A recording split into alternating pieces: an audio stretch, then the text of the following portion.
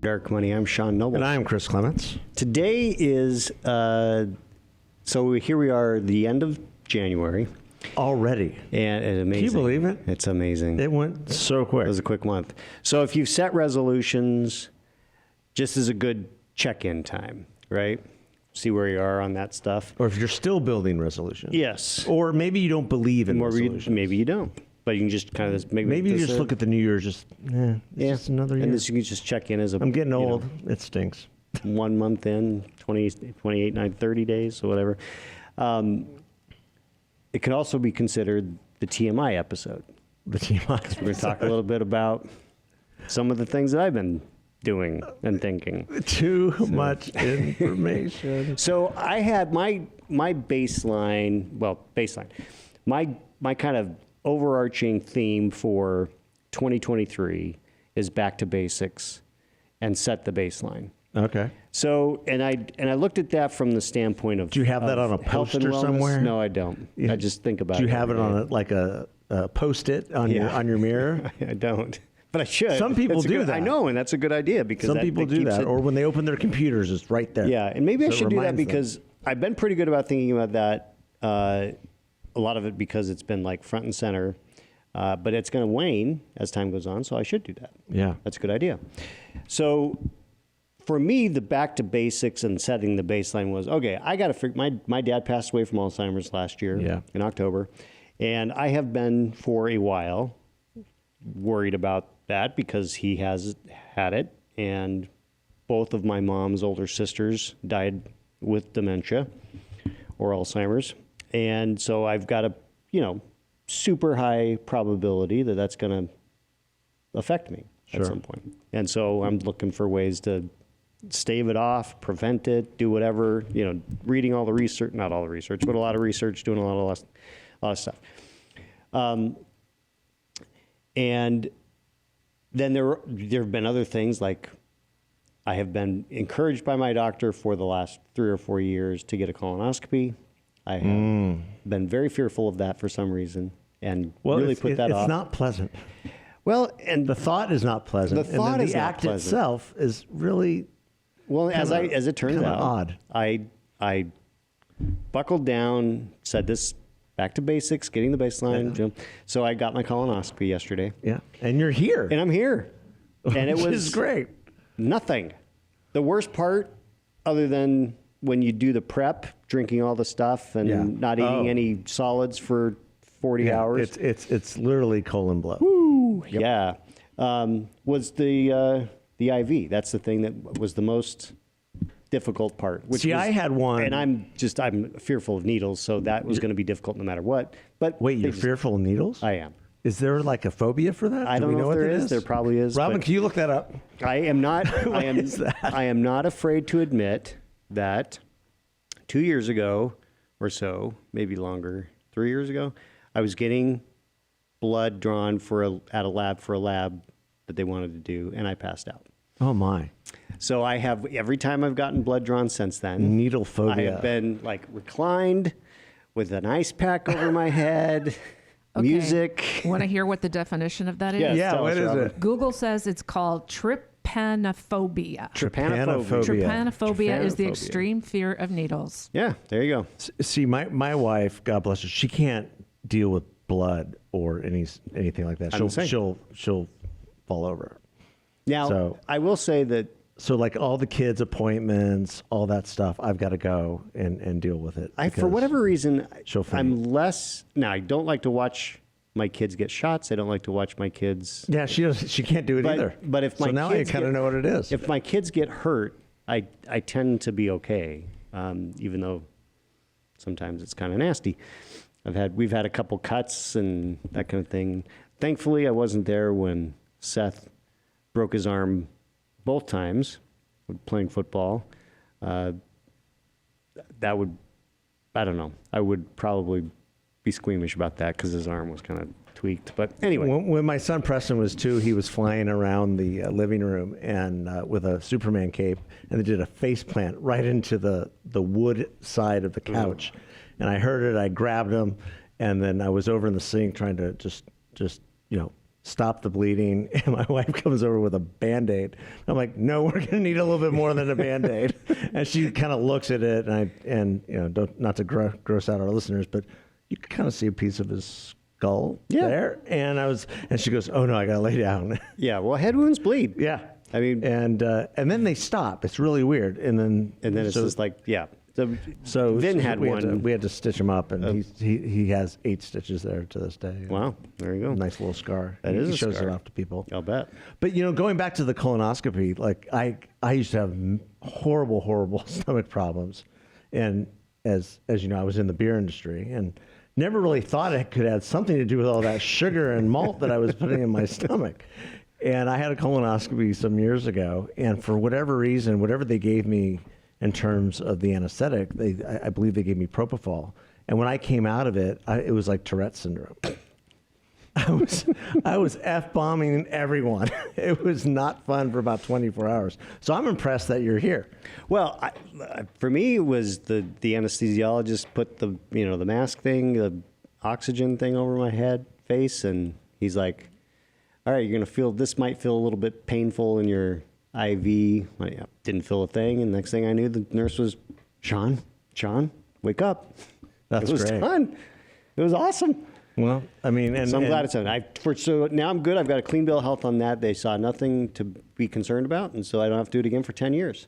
So my message to men and women of, 45 plus, just go do it. Let me be the person who, treads the way for you if you have any fear at all. No reason to. Very simple. But I mean, I think there's also a good thing to say about just starting anew and to what you're doing, getting a baseline on your health, and then creating a plan as to how you want to address whatever you need to address. Right. And you said it before, like your dad had Alzheimer's, and you got to, and we talked about it on the show before, and you were really forthcoming about, just the slow decline and watching that and being cognizant that, yeah, it could happen to me. It might not, but it could.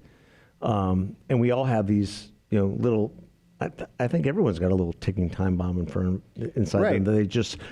They might keep it on the back burner. They might not want to deal with it. They might just marginalize it within their heart and their mind and their soul, but it's there. And it could be something that they saw their parents go through. It could be something they saw another relative or a friend go through, and they're hoping that they don't have to go through the same thing. Right. Well, I think my message is, and so that's the most recent thing that was the colonoscopy, just because my doctor's been on it, and I've been late in doing it because you're supposed to do it once. Yeah, my doctor wants me to do it again, and I haven't gone. Just do it. But so I did in December, because I had high cholesterol. My cholesterol has been just a wave pool. Yeah, you and me both. Because of the way that I'm eating different times. And so, finally I said to my doctor, look, I don't want to get on a statin. I want to talk to a cardiologist. So set up an appointment. They said, you look healthy. We don't see any problem, but why don't we do the EKG and the nuclear stress test? And so I had my follow-up earlier this month, and great, no problems whatsoever. They're not going to put me on a statin. They'll see me in 6 months just to check in. But even though my cholesterol is elevated, they're like healthy as a horse. I had the best time of the year last year, I guess, on their treadmill. I don't know exactly what that means, but he kept saying it. So I'm happy about that. Yeah. So, and then... Well, sometimes cholesterol is just, well, not even sometimes, but it's genetic. And there's for those who have a genetic predisposition to higher cholesterol, it's not that you're eating like tons of things that's going to influence that. A lot of times it's just something that you're born with, and you have to just manage closely. That may be that I am, but I also know that I can tell based on what I had high cholesterol when I was 16, and the doctor's like, yeah, this is just something that you have. And, yeah. And you just have to manage it. Now, I don't take a statin either. I take a lot of turmeric, and I take a lot of CoQ10, and that seems to manage it very, very well. Good. Well, and I just started recently psyllium husk and then red rice something or other. It's along the same lines. Yeah. But I do know that my body is sensitive to changes on the cholesterol side, because when I was taking a bunch of the desiccated organ supplements. Oh, yeah. You talked about those ones. Cholesterol way high. And I was eating a lot of meat. Yeah. So I've been experimenting this last year. Yeah, the red meat will definitely do it. Yeah, and the cheese. And I saw, where things were. So that then leads me to, so I did the cardio, so the heart's great. So then let's get to the brain. I came across a study, a test that University of Miami has developed, cognitive test, that's supposed to help them gauge like where you are in the process of cognitive decline, if you've got markers for that or whatever, and family history, obviously. So I set up an appointment, went and did it. And my intention was to, see where I am and try to get into one of their research studies. And I did the test. I passed great, flying colors, apparently. And as such, I was not qualified for the research.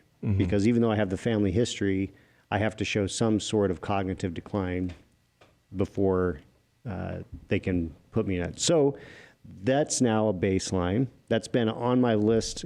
Getting myself tested on my cognitive has been on my list for about 3 years. Finally did it. So here we are at the end of January, and the three big things: my heart, my brain. Well, those are the two big things. Yeah. And my colon. That's just routine stuff that I needed to get done.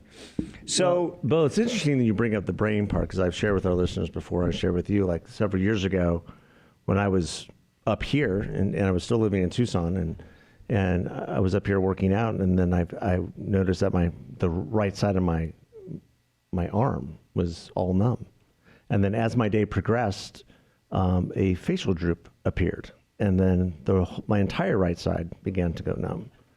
And then I found myself at the Mayo Clinic later that day going through full stroke protocol and literally scaring myself to death. But the great thing about that is that I found out that I had suffered from silent stroke, which actually afflicts more men than people know. yeah. From different head injuries that they've had, concussions that you've had. So if you've had any sort of traumatic brain injury at all, you're much more susceptible to that. And I have 2 spots on the left side of my brain.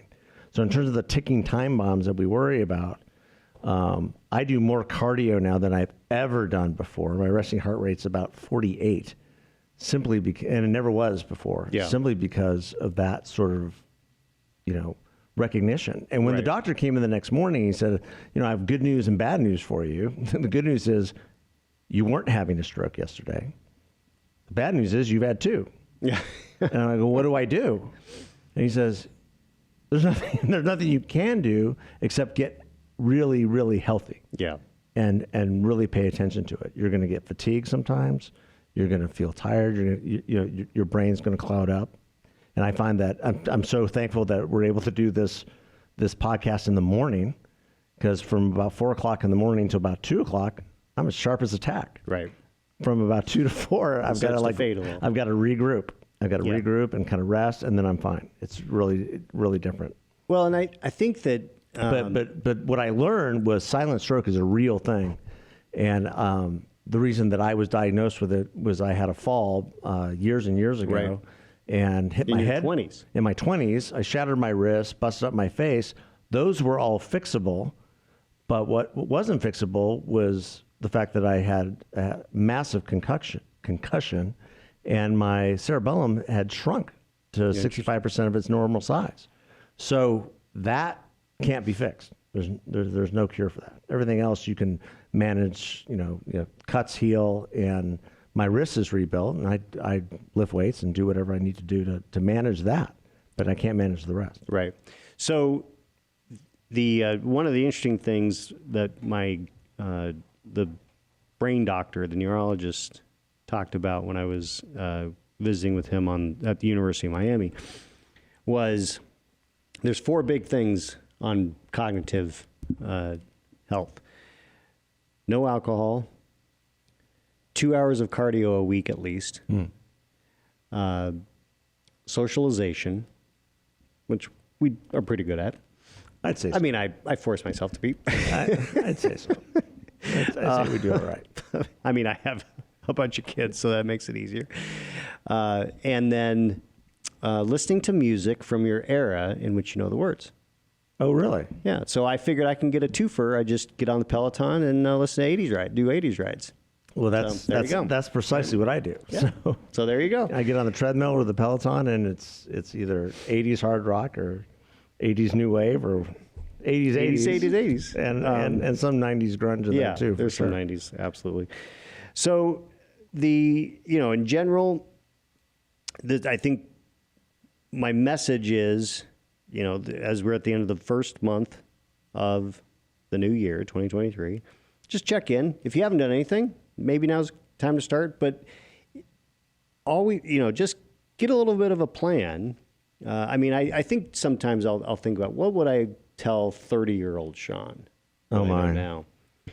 And I think what I'd say is, exercise, eat better, all the things that are just obvious. Because, I've gotten to the point where I exercise, 5-6 days a week, and I'm eating better than I was.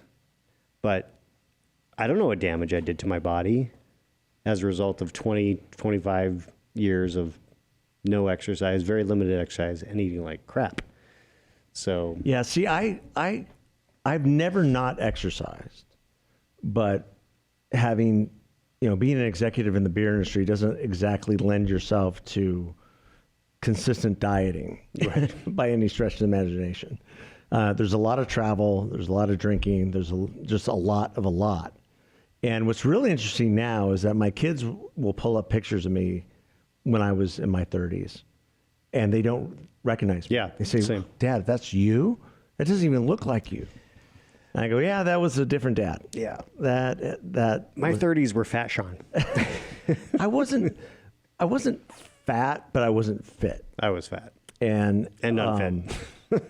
and that became an issue, later, and it has become an issue. So I think, my word for the year is rise, and just to rise above whatever that is that's blocking you, whatever that is that's keeping you from achieving your ultimate goals, your ultimate objectives in your life. Just rise above it. And I think it's, we get stuck with what we think we should be doing or things that we feel that are limiting us, and nothing limits us. Right. The only thing that's limiting you is the size of your heart, the size of your soul, and the size of your brain. And those are infinite. So I'd say just do it. Right. But I mean, especially, later in life when life is so precious and time is so fleeting, making sure that you exercise and eat right and get checked out. My wife, she gives me a hard time about, I get checked out twice a year. And you're always, if you have a sniffle, you go to the doctor. I go, no, I don't go to the doctor with a sniffle, but I'm proactive in making sure that if I know what I think I know, that I'm getting it checked out. Yeah. Well, and I think one of the things that I absolutely agree with that. One of the things that I think we'll try to do this year on the podcast is have more functional medicine doctors as guests to talk about how you do some of this stuff, and think a little bit outside the box. A lot of traditional, doctors, when they go through medical school, aren't taught about nutrition. They're not taught about the holistic view.